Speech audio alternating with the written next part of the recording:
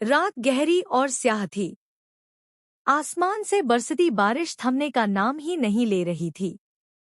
इन्हीं बूंदों के बीच एक टूटी हुई आत्मा भटक रही थी, अहाना।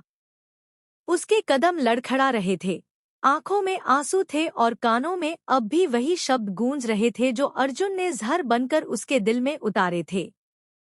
मेरी जिंदगी से चली जाओ, मुझे रिहाई दे दो। ये सिर्फ शब्द नहीं थे, उसके पूरे अस्तित्व को तोड़ देने वाला वार था।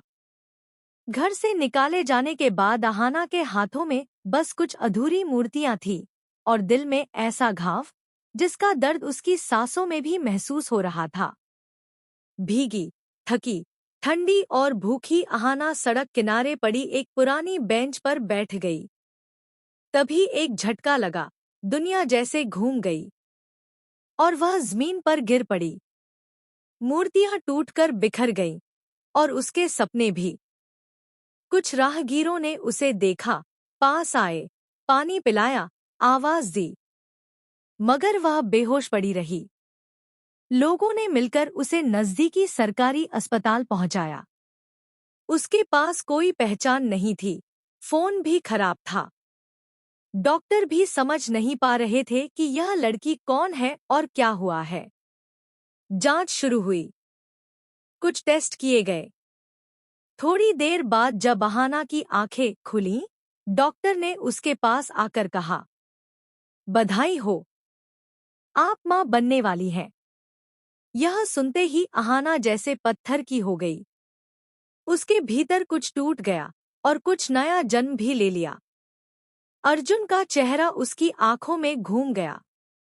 वही व्यक्ति जिसने उसे घर से निकाल दिया, उसी का बच्चा अब उसके भीतर पल रहा था। खुशी, दर्द, सदमा, सब एक साथ उसके दिल पर टूट पड़े। उधर अर्जुन बेचैन था। उसे लग रहा था कि शायद उसने हद से ज्यादा बोल दिया। घर में किसी को कुछ पता नहीं था कि अहाना कहाँ है, कैसी है। कुछ लोगों को उसके जाने से चैन मिला था, पर कुछ लोग भीतर ही भीतर विचलित थे, खास तौर पर वे जो जानते थे कि अहाना ने अपने गहने गिरवी रखकर उनके बड़े संकट में मदद की थी। अस्पताल से छुट्टी लेकर अहाना एक दूरस्थ गांव पहुंची। वहां की एक पुरानी हवेली में रहने वाली वृद्धा उसकी कला से प्रभावित हुई और उसे अपने साथ रहने की जगह दे दी। अहाना ने अपनी गर्भावस्था की बात छुपा ली और मूर्तियां बनाने में जुट गई। वह अपने बच्चे के लिए एक ऐसी दुनिया गढ़ना चाहती थी जहां न कोई अपमान हो, न साजिश, और न कोई उसे रिहाई देने की बात करे।